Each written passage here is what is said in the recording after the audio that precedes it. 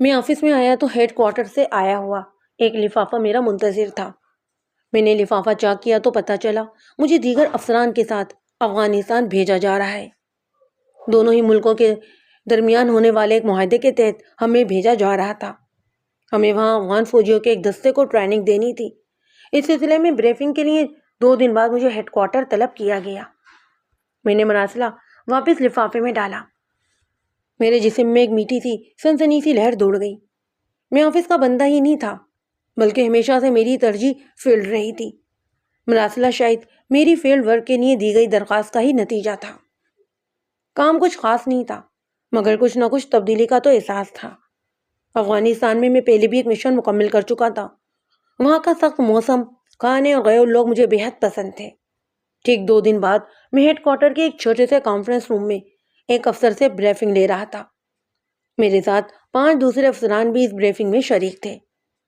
افسر اعلیٰ نے اپنی اسٹک ہاتھ میں گھماتے ہوئے بریفنگ کا آغاز کیا۔ آپ 5 کو ہی منتخب کرنے کی اہم وجہ یہ ہے کہ افغانستان آپ لوگوں کے لیے اجنبی ملک نہیں۔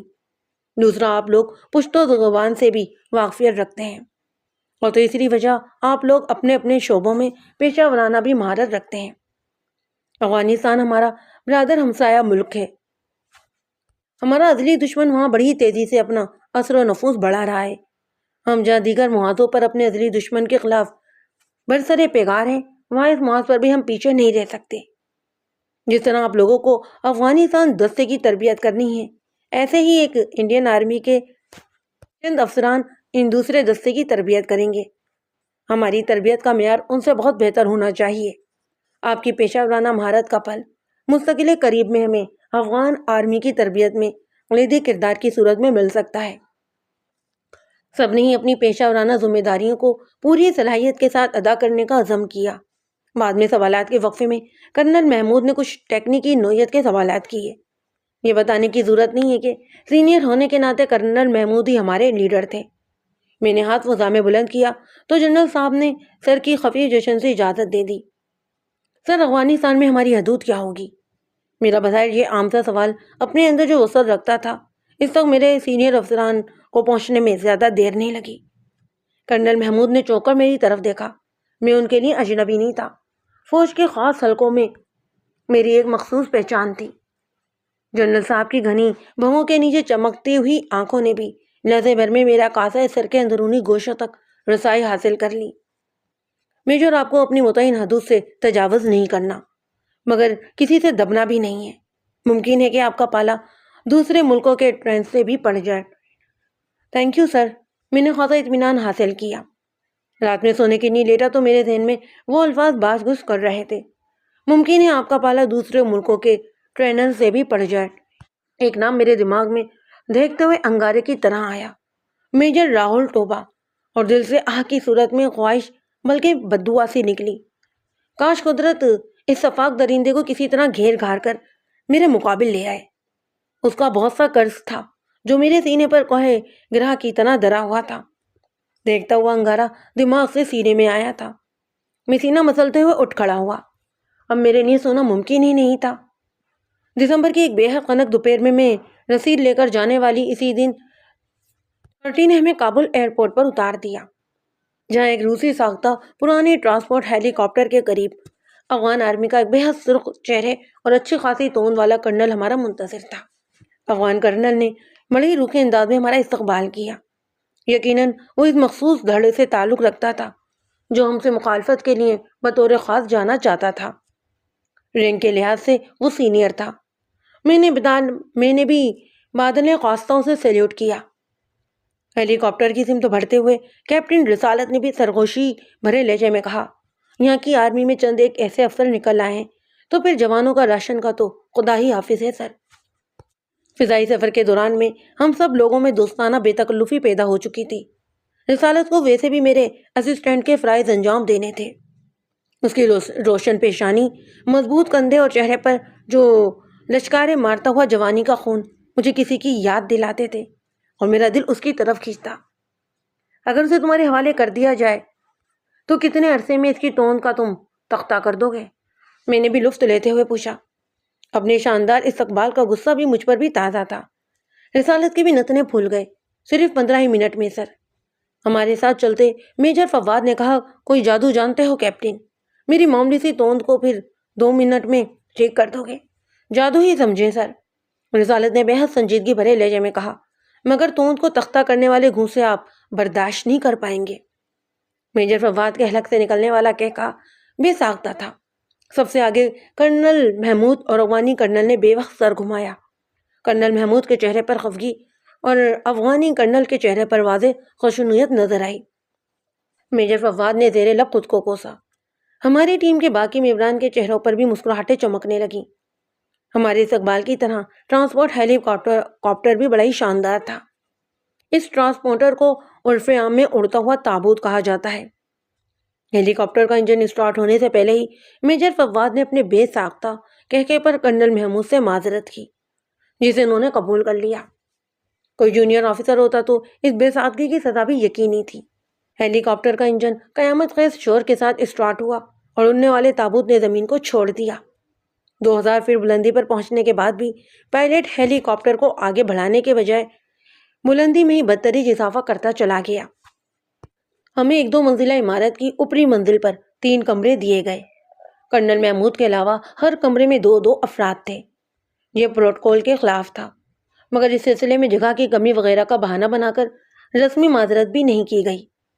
ہیڈ کوارٹر میں دی جانے والی بریفنگ میں اس مقمصانہ رویے کا خدشہ ظاہر کر کے ہمیں برداشت کرنے کی ہدایت دی گئی، تو ہم نے اس رویے کو کڑوی گولی کی طرح حلق سے اتارا اور اپنے کمروں کو ٹٹولنا شروع کر دیا۔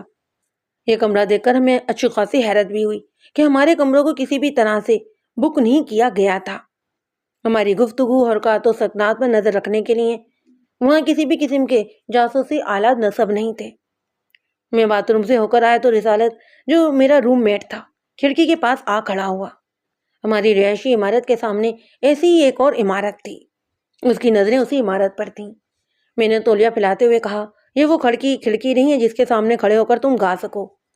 تمہیں افغان کرنل بن شہری جیسے ہی چہرے نظر آئیں گے۔ نہیں سر، سامنے والے کمرے میں کوئی لڑکی ہے، میری نظر دھوکہ نہیں کھا سکتی۔ میں نے اس کی ناگن کی طرح لہراتی چوٹی دیکھی ہے۔ اس کے اس انداز نے مجھے چونکا دیا۔ بے شک وہ شگفتہ مزاج کا مالک تھا، مگر اس کو بالکل مذاق کے موڈ میں نہیں تھا۔ میں نے بغور سامنے والی کھڑکی کی طرف دیکھا، مگر مجھے وہاں کچھ نظر نہیں آیا۔ ملٹری ٹریننگ سینٹر میں کسی لڑکی کا نظر آنا کوئی ایسے اشمبے کی بات بھی نہیں تھی، مگر ناگن کی طرح لہراتی چوٹی کے ذکر نے مجھے بے حد بے چین کر دیا تھا۔ میری محنت کو محسوس کر کے رسالت نے شرارت بھرے انداز میں کہا، خیال رہے سر، پہلے میں نے ایسے دیکھا ہے، اسی لیے پہلا حق میرا ہے۔ میں نے ہاتھ کھڑے کیے۔ میں بات کے لیے بھی تمہارے حق میں ہاتھ اٹھا لیتا ہوں۔ اس فراغ دلی پر اس نے باقاعدہ میرا شکریہ ادا کیا تو ہم دونوں ہی بے وقت ہنس پڑے۔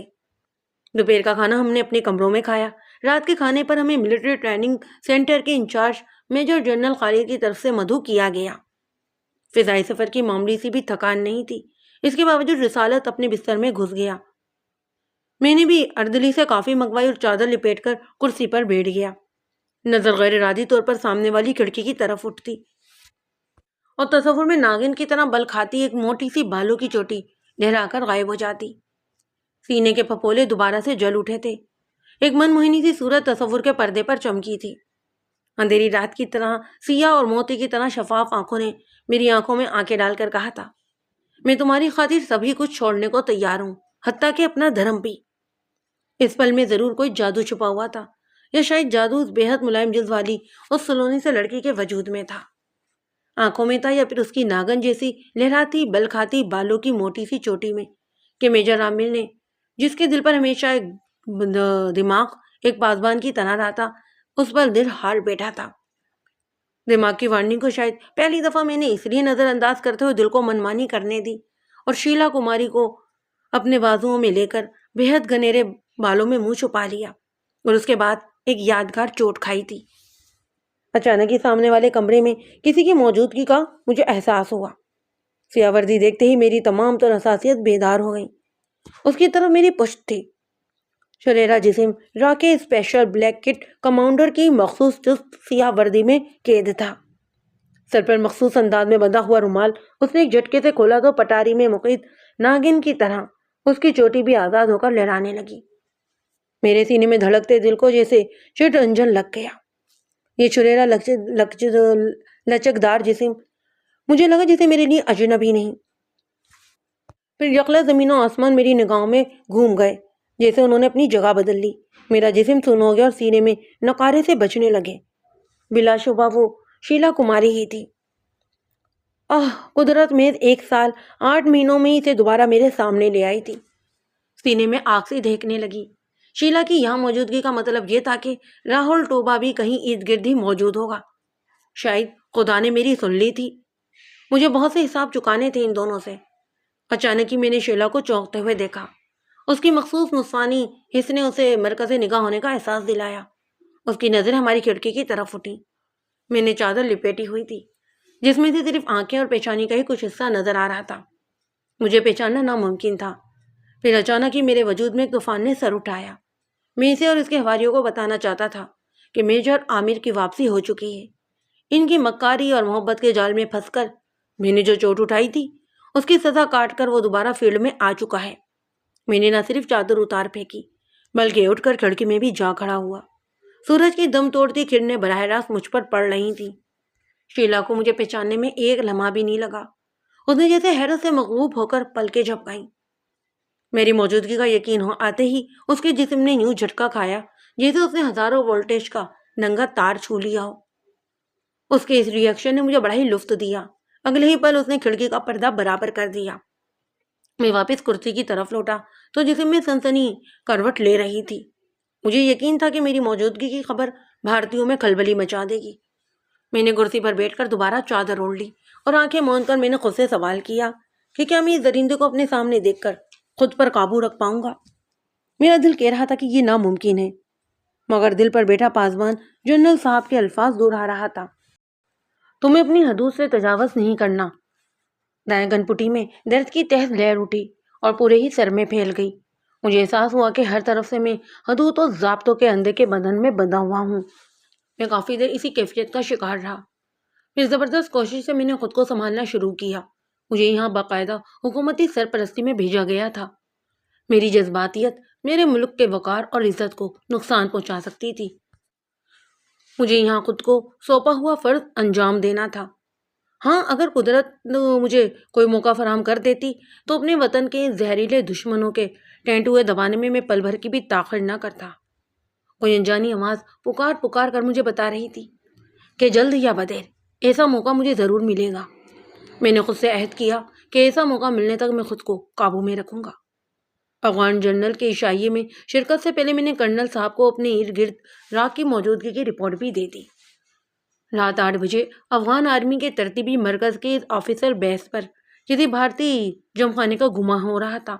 9 درجن سے زائد ساڑیوں بندیا والی بھارتی ناریاں ہر طرف اپنے جلوے بکھیر رہی تھیں۔ لگ بھگ اتنے ہی بھارتی آرمی کے آفیسر کے بھیس میں راک کے ایجنٹ بھی تھے، جن کی خشونت بھری نظریں ہم لوگوں پر ہی جمی تھیں۔ آفیسر میز میں داخل ہوتے ہی میرے خون کی گردش معمول سے بڑھ گئی۔ میرا سامنا شیلا اور ممکنہ طور پر راہل ٹوبا سے ہونے جا رہا تھا۔ پھر میری نظر شیلا پر پڑی۔ وہ زرد رنگ کی ساڑی میں تھی۔ وہ خود سے چھوٹے قد کے کرنل جنرل بینس شہری کے ساتھ ہنس ہنس کر باتیں کر رہی تھی۔ کرخت چہرے والے کرنل کے چہرے پر نرم پھوار برس رہی تھی۔ وہ بری طرح سے اس پر خطبیز ہوا جا رہا تھا۔ میرے قریب موجود میجر فواد نے بے حد تلخ سرگوشی کی۔ اگر یہ اپنی عورتوں کو پیش نہ کریں تو کوئی انہیں اپنے ملک میں قدم بھی نہ دھرنے دے۔ سبھی کے سر تائیدی انداز میں ہلنے لگے۔ یہ بھی ایک حقیقت تھی کہ راہ اپنے قدم جمانے کے لیے ہمیشہ ہی اپنی کوڈنگ کو استعمال کرتی تھی۔ میں نے لحظے بھر میں بھارتی اور افغان آفیسر کو پرکھ لیا۔ راہل ٹوبان ان میں نہیں تھا۔ مقامی افسر کو تو شاید کچھ ہوش ہی نہیں تھا۔ وہ بھارتی ناریوں میں الجھے ہوئے تھے۔ جنرل شاہ علی کی ابھی آمد نہیں ہوئی تھی۔ پھر شیلا کی نظر مجھ پر پڑی تو اس کا رنگ پھیکا سا پڑ گیا۔ چہرے پر دوڑتی ہوئی بشاہت غائب ہو گئی۔ بھارتی ناریوں کے سحر میں کھو کر مقامی افسر بھی اپنی روایتی مہمان نوازی بھول گئے تھے۔ ہم پانچوں ایک کونے میں پڑی میز کے گرد بیٹھ گئے۔ آفیسر میز میں چوکے مغربی افواج کے استعمال میں ہو رہا تھا، اسی لیے وہاں لکڑی کے تختوں والا ڈائننگ فلور بھی موجود تھا۔ شیلا نے ابتدائی دھکچے سے خود کو سنبھال لیا تھا۔ وہ کرنل بینس شہری کو کھلکھلاتے ہوئے ڈانسنگ فلور کی طرف کھینچ رہی تھی۔ کرنل ہچکچا رہا تھا۔ سبھی لوگ دلچسپی سے یہ منظر دیکھ رہے تھے۔ اس رنگین کشمکش کے دوران شیلا کی چوٹی لڑائی تو کیپٹن رسالت پہلے چونکا، پھر دھیرے سے میرے گھٹنے پر ہاتھ رکھ کر سرگوشیانہ انداز میں بولا، سر یہ وہی ہے جو ہمارے سامنے والی کھڑکی میں رہتی ہیں، جانتا ہوں میں، تمہارے سونے کے بعد دیکھ چکا ہوں اسے۔ وہ شاید کچھ اور بھی کہنا چاہتا تھا، مگر کرنل محمود بھی ہمارے ساتھ موجود تھے، اس لیے اس کی زبان کو بریک لگ گئی۔ شیلا کرنل بین شیری کو ڈانسنگ فلور پر لے جانے میں کامیاب ہو گئی اور اسے نچانے کی کوشش بھی کر رہی تھی، مگر کرنل اس فن سے قطعی ناآشنا نظر آتا۔ مگر کچھ شراب اور کچھ شیلا کے نشے کے زیر اثر شیلا کی ڈگڈگی پر بندر کی طرح وہ ناچنے کی کوشش کر رہا تھا۔ دیگر افراد تالیاں اور منہ سے ہاؤ کی آوازیں نکال کر نہ جانے کرنل کو اٹھ کر رہے تھے یا پھر اس کی حوصلہ افزائی۔ چھٹی عیز کے تحت میں نے یکایک داخلی دروازے کی طرف سر گھمایا۔ اگلے ہی پن خون اچھل کر میرے سر کی طرف دوڑ پڑا تھا۔ داخلی دروازے میں قیمتی سیاہ سوٹ میں ملبوس ایک دراز قامت شخص کھڑا تھا، سانولا رنگ اور گول چہرہ، موٹے کھرے بال، شانوں پر دھری برائے نام سی توانا گردن، فولادی سانے میں ڈھلا یہ جسم جو سوٹ میں بے حد نمایاں نظر آ رہا تھا، اور سب سے بڑھ کر اس کی بھوری آنکھیں جن میں ہم وقت سرخ دوڑے ٹیرتے رہتے تھے۔ ان سب کے مجموعے کو میجر راہل ٹوبا کہتے ہیں۔ اس بات سے بہت کم لوگ آگاہ تھے کہ انسانی روپ میں وہ ایک خون آشام درندہ ہے۔ اس کی حیوانیت کا تو میں بھی گواہ تھا۔ ٹوبا نے مجھے دیکھ لیا، اس کے سیاہ مکرو ہونٹوں پر بڑی اشتعال انگیز مسکراہٹ آ گئی تھی۔ وہ لمبے لمبے ڈنگ بھرتا ہوا بڑی پر اعتماد انداز میں اپنے گروپ کی طرف بڑھ گیا۔ میرے لیے خون کی کھولن پر قابو پانا بے انتہا مشکل ہو رہا تھا۔ میں نے ٹوبا پر سے نظر ہٹا کر 2-3 گہرے گہرے سانس لیے۔ میری اور راہل ٹوبا کی نگاہوں کا تصادم کوئی چھپنے والی بات تو تھی نہیں۔ کرنل محمود نے میری طرف دیکھا۔ کون تھا یہ؟ دیگر افراد کی سوالیہ نظریں بھی مجھ پر آ جمی تھیں۔ میں نے خود کو سنبھال کر نارمل سے انداز میں کہا، بھارتی آرمی کا میجر ہے راہل ٹوبا، پہلے IB میں تھا، پھر را میں چلا گیا۔ مزید کسی سوال سے بچنے کے لیے میں نے مخمصانہ شناسائی کی وجہ بھی بتا دی۔ راجستھان میں ایک مشن کی تکمیل کے دوران میں اس سے ٹاکرا ہو چکا ہے۔ میں اگر یہ حقیقت بتا دیتا کہ شیلا کے چکر میں پھنس کر میں نہ صرف ٹوبا کے ہاتھوں یادگار چوٹ اٹھا چکا ہوں، بلکہ بے حد محنت سے تیار کردہ وہ مقامی بھارتی ایجنٹ اور ایک اپنا بے حد پیارا ماتحت کیپٹن رضوان علی ٹوبا کے ہاتھوں ذبح کروا چکا ہوں، تو یقیناً مجھے واپس بھیج دیا جاتا، اور مجھے کسی صورت نہیں چاہتا تھا۔ کرنل صاحب کے چہرے پر تشویش نمودار ہوئی۔ یہ بے حد خطرناک شخص نظر آتا ہے، تمہیں بہت محتاط رہنا ہوگا میجر۔ میرے جبڑے خود بخود بھیج گئے۔ کرنل صاحب کی دوربین نظریں میرے چہرے پر جمی تھیں۔ یہ بات ہمیشہ تمہارے سامنے رہنی چاہیے کہ تم کسی دشمن ملک میں مشن پر نہیں ہو، یہاں تم اپنے ملک کے ہی سفیر ہو۔ میں بخوبی سمجھ رہا تھا کہ ڈھکے چھپے انداز میں کرنل صاحب مجھے کیا سمجھانا چاہ رہے ہیں۔ میں نے کہا، بے فکر رہیے سر، میں اپنی حدود کو بخوبی سمجھتا ہوں۔ کرنل صاحب نے مطمئن ہو کر سر ہلایا۔ گڈ۔ اسی وقت جنرل اشقیلی اپنی اسٹاف آفیسر کے ساتھ آفیسر میس میں داخل ہوا۔ قیمتی آف وائٹ سوٹ اور پیروں میں چمچماتے ہوئے جوتے، انگلیوں میں ہیروں کی دھمکتی ہوئی انگوٹھیاں، اور سرخ و سفید چہرے پر بڑی سادگی اور معصومیت تھی۔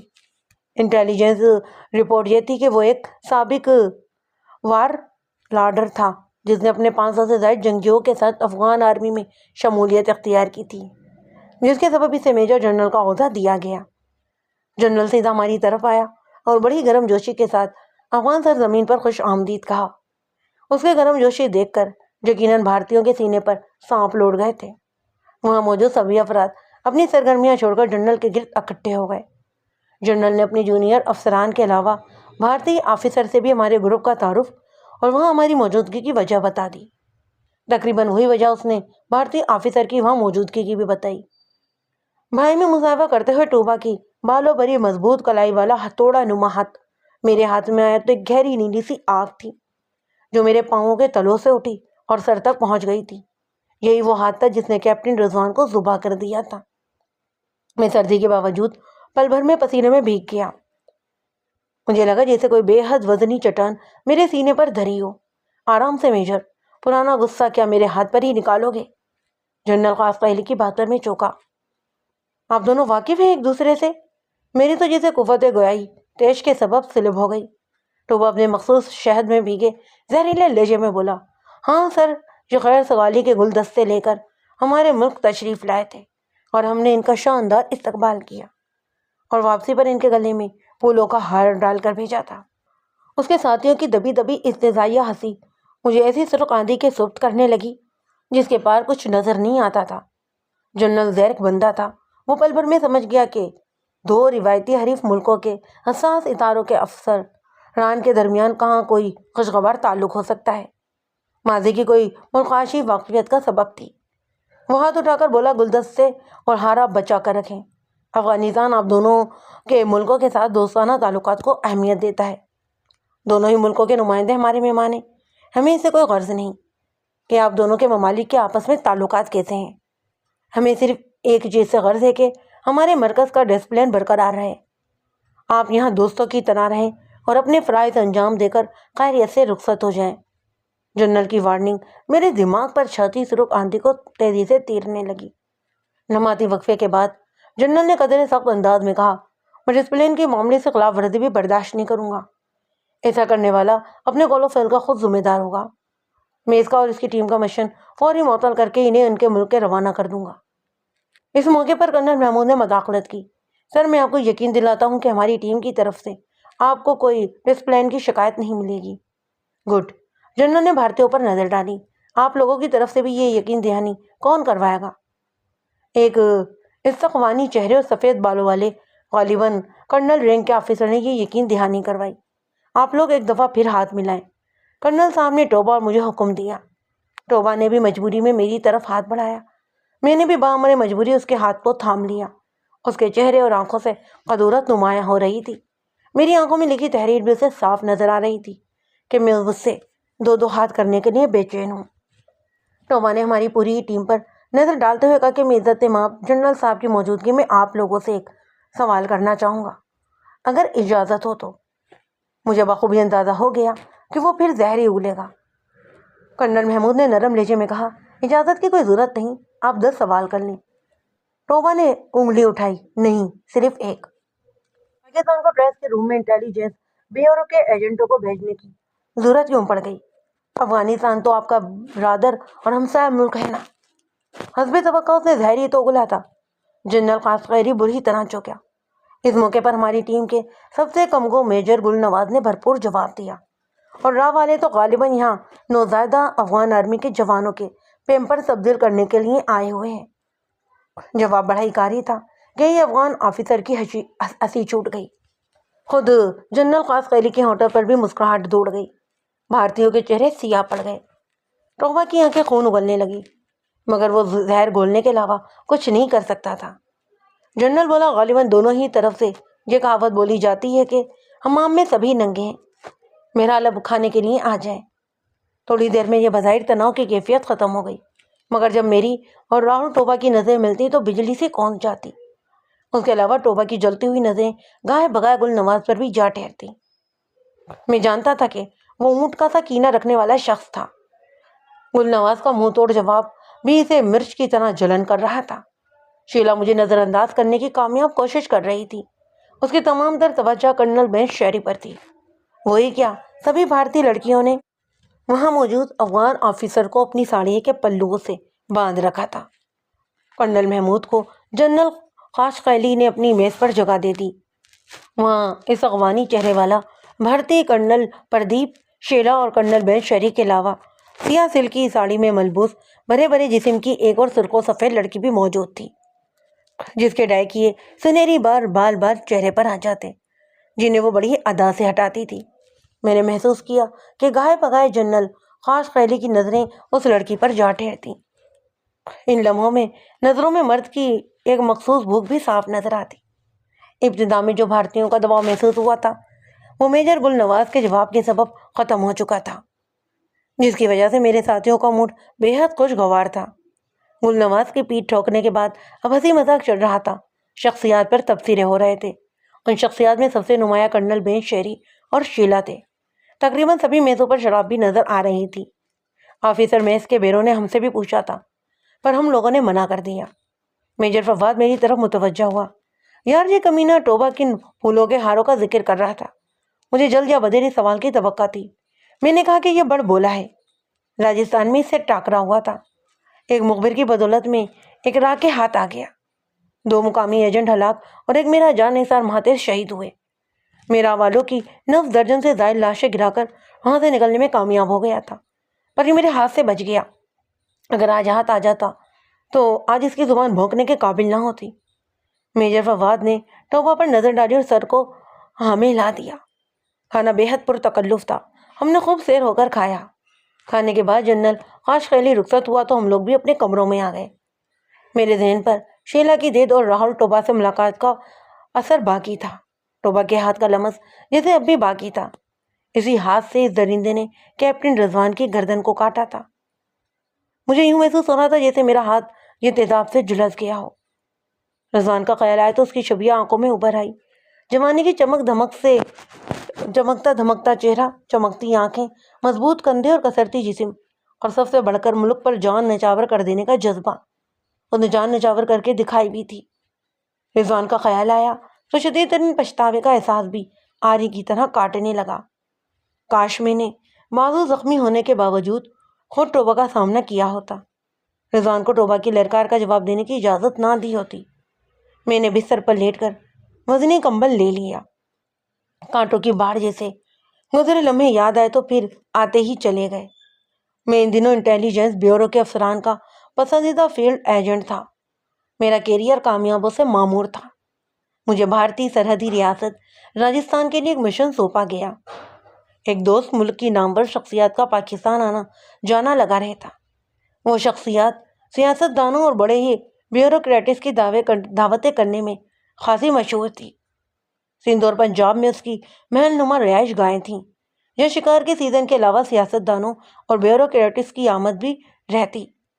اس کی ایسی ہی رہائش گاہیں بھارتی ریاست راجستھان میں بھی تھیں۔ انٹیلیجنس رپورٹ اس شخصیت کو مشکوک بناتی۔ اس کا مبینہ تعلق را سے تھا۔ اسی شخصیت کی ریکی کے لیے مجھے راجستھان بھیجا گیا تھا۔ کیپٹن رضوان بھی میرے ساتھ تھا۔ راجستھان میں کافی عرصے سے بڑی کامیابی سے ہم کام کرتے اور 2 مقامی ایجنٹوں کی مدد بھی ہمیں حاصل تھی۔ میں نے کسی طرح اس شخصیت کے محل میں جگہ بنا لی تھی۔ اسی دوران شیلا مجھ سے آ ٹکرائی۔ وہ مقامی کالج میں لیکچرار اور محل کے مقامی منتظم کی بیٹی تھی۔ شیلا کے حسن کے جادو نے مجھے اسیر کر لیا۔ میرے تو فرشتوں کے گمان میں بھی نہیں تھا کہ وہ راکی ایجنٹ ہے۔ میں اس کے جال میں الجھتا ہی چلا گیا۔ اس نے میرے قریب رہ کر میرے نیٹ ورک کا پتہ چلا لیا، اور ایک دن میں نے کیپٹن رضوان سمیت خود کو اس محل کے تاخانے میں راہ کی گرفت میں پایا تھا۔ دونوں ہی مقامی ایجنٹ جو ٹریول ایجنسی کی آڑ میں کامیابی سے خود کو چھپائے ہوئے تھے، ان دونوں کو بھی وہیں لایا گیا تھا۔ اسی تاخانے میں میں راہل ٹوبہ سے متعارف ہوا۔ دونوں ہی مقامی ایجنٹ کی اس صفاگی کا چند منٹ بھی مقابلہ نہ کر سکے، اور انہوں نے سبھی کو جگل دیا۔ ٹوبہ نے انہیں جانوروں کی طرح گرا کر ذبح کر دیا تھا۔ پوچھ گچھ کے ایک سیشن کے دوران رضوان اور میں راہ والوں پر جھپٹ پڑے اور 3 لاشیں گرا کر تقریباً وہاں سے بھاگ نکلنے میں کامیاب ہو گئے تھے، مگر عین وقت پر ٹوبہ ٹپک پڑا اور اس نے تن تنہا ہمارے فرار کی کوشش ناکام بنا دی۔ تھوڑی دیر بعد ہم دوبارہ لاک اپ میں تھے۔ میرا بازو گھائل ہو چکا تھا اور خون اگلتی آنکھوں والا ٹوبہ ہمارے سامنے ہی تھا۔ تاخانے میں بھی اس کے ساتھیوں کی لاشیں موجود تھیں۔ باقی ماندہ ساتھیوں سے ہماری جاندار مزاحمت اور حیران کن پھرتی کی داستان سن کر اس نے ہمیں جسمانی مقابلے کے لیے چیلنج کر دیا۔ جیتنے والے کو اختیار تھا کہ وہ ہارنے والے کی گردن کو کاٹ سکے۔ رضوان نے اس کا چیلنج قبول کرنے کی اجازت چاہی۔ میرا زخمی بازو آڑے آیا، پھر میں رضوان کی صلاحیتوں سے بھی بخوبی واقف تھا۔ کسی بھی لڑاکا کے لیے وہ بے حد سخت جان حریف ثابت ہو سکتا تھا۔ میں نے اس جوان رانا کو ایک درندے کے مقابل جانے کی اجازت دے دی۔ پھر اگلے ہی 15-20 منٹ میں اس نے ٹوپا کا اصلی روپ دیکھا۔ اس کے جسم میں کسی آسیب کی سی طاقت اور خون آشام شکاری درندے کی سی پھرتی تھی۔ لڑائی کی ابتدائی چند منٹ میں رضوان جاری رہا، مگر پھر دفاعی پوزیشن پر چلا گیا۔ راہل ٹوبہ نے اسے روئی کی طرح دھنک کر رکھ دیا۔ رضوان نے آخری دم تک مزاحمت کو جاری رکھا۔ ایک دفعہ تو ٹوبہ کی گردن رضوان کے بازوں کے مضبوط شکنجنے میں بھی آ گئی تھی۔ یہ دیکھ کر مجھے خاصا اطمینان محسوس ہوا۔ میں جانتا تھا کہ یہ رضوان کا خاص قسم کا داؤ ہے۔ کسی بھی لمحے ٹوبہ کی گردن ٹوٹنے کی آواز آئے گی۔ مگر توبہ راہل حیرت انگیز پھرتی کا مظاہرہ کرتے ہوئے نہ صرف اپنی گردن چھڑانے میں کامیاب رہا بلکہ اس نے رضوان کو سر سے بلند کر کے نیچے بھی پٹک دیا۔ رضوان کی ریڑھ کی ہڈی بری طرح متاثر ہوئی اور وہ پھر دوبارہ کھڑا ہی نہ ہو سکا۔ ان لمحات میں نے رضوان کی مکمل شکست اور اس کے ذبح ہونے کا دل خراش منظر دیکھا تھا۔ توبہ نے اس کی کٹی ہوئی گردن سے بہتے ہوئے خون میں انگوٹھا بھگو کر اپنے ماتھے پر لکیر کھینچی تھی۔ میں چیخا اور چلایا اور راہل توبہ کو گالیاں دی، اسے چیلنج پر چیلنج کیا۔ اس نے لاک اپ کے قریب آ کر اپنے مخصوص لہجے میں کہا، دھیرج میرے لال، تیری باری بھی آ جائے گی، کاہے کو جلدی کرتا ہے، تیرے بتاشے بھی دیکھ لیں گے کتنے گول ہیں۔ وہ ماتھے پر رضوان کا خون سجائے فاتحانہ انداز میں تہ خانے سے نکل گیا۔ پھر میں وہاں سے کیسے نکل کر پاکستان آیا، یہ ایک علیحدہ کہانی ہے۔ میرے ساتھ راہل، توبہ اور شیرا کا قرض بھی ساتھ آ گیا تھا۔ مجھے یقین تھا کہ جلدی میرا دوبارہ سے راہل توبہ سے ٹاکرا ہوگا اور میں رضوان کے خون کا بدلہ بھی لے سکوں گا، مگر یہ شدید خواہش حسرت بن کر رہ گئی۔ میری ایک ناکامی نے میرے سارے ہی کیریئر کی کامیابیوں پر پانی پھیر دیا۔ مجھے فیلڈ سے ہٹا کر دفتر میں بٹھا دیا گیا اور توبہ کو بازوؤں کے زور پر زیر کرنے کی خواہش ناصور بن کر ہر پل تکلیف دینے لگی۔ دوبارہ فیلڈ ورک کے لیے میری درخواست کا کوئی جواب نہیں آیا تھا۔ اب افغانستان میں قدرت کا اندیکھا ہاتھ توبہ اور شیلا کو گھیر لایا تو ضابطوں نے میرے اور توبہ کے ہاتھ باندھ رکھے تھے۔ جیسے میرے سینے میں کیپٹن رضوان کی قبر ابھی تک تازہ تھی، ایسے ہی توبہ کے سینے میں بھی اپنے ساتھیوں کی چتا ہنوز بڑک رہی تھی، جنہیں کاٹ کر میں راجستھان کے ایک محل کے طاق خانے سے بھاگ نکلا تھا۔ توبہ کو دیکھ کر جہاں میرا لہو سنسنانے لگا تھا، وہاں اس درندے کا حال بھی مجھ سے مختلف نہیں ہوا ہوگا۔ خیریت تو ہے سر، آتے ہی کیا بستر میں گھس گئے اور اب کروٹ پر کروٹ بدل رہے ہیں۔ کیپٹن رسالت کی آواز مجھے واپس حال میں کھینچ لائی۔ میں نے کمبل کے اندر سے جواب دیا، کچھ نہیں یار، بس ذرا حرارت سی محسوس ہو رہی ہے۔ برا نہ بنائے تو میں کہوں گا کہ یہ حرارت توبہ کی بد کلامی اور اس ناگن جیسی چوٹ والی لڑکی کی جیت کے بعد ہوئی ہے۔ میں بہت بری طرح سے چونکا۔ توبہ سے تو تلخ کلامی ہوئی تھی، مگر اس کمبخت نے شیلا والا اندازہ کیسے لگا لیا؟ میں نے چہرے سے کمبل ہٹایا تو وہ اپنے بستر پر آلتی پالتی مارے بیٹھا نظر آیا۔ تکیا اس نے دونوں ہی بازوؤں میں بھیج کر سینے سے لگا رکھا تھا۔ چہرے پر کنڈے پن کی جگہ مدبرانہ سنجیدگی نظر آ رہی تھی۔ بیٹھنے کا یہ انداز تو بالکل کیپٹن رضوان جیسا تھا۔ اسے دیکھ کر مجھے پہلے بھی رضوان کی یاد آتی تھی۔ میں اٹھ بیٹھا۔ اس لڑکی کے بارے میں تم کیسے کہہ سکتے ہو؟ میں نے اس لڑکی کو غالباً شیلا نام ہے اس کا، آپ کو بڑی خاص نظروں سے دیکھتے ہوئے دیکھا ہے۔ میرا سینہ چلنی ہو گیا، مگر میں نے لہجے کو قابو رکھتے ہوئے کہا، خاص نظروں سے تو وہ سبھی کو دیکھ رہی تھی، اور خاص طور پر کرنل بنشاری کو۔ رسالت کے چہرے پر ہنوز سنجیدگی برقرار رہی۔ نہیں سر، وہ بڑی خاص نظر آتی۔ وہ بیٹھے بیٹھے کھوسا گیا، کیا نہیں تھا اس نظر میں؟ وہ اس اداسی کی نظر تھی جو اپنے دیوتا کو دبوچ تو سکتی ہے مگر اس کا قرب حاصل نہیں کر سکتی۔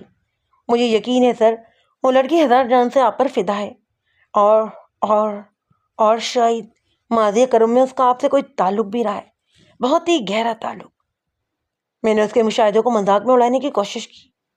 اتنا شاعرانہ رنگ یار، شکل سے تو تم صرف فوجی ہی لگتے ہو، مجھے حیران کر دیا ہے تم نے۔ وہ دھیرے سے ہنسا۔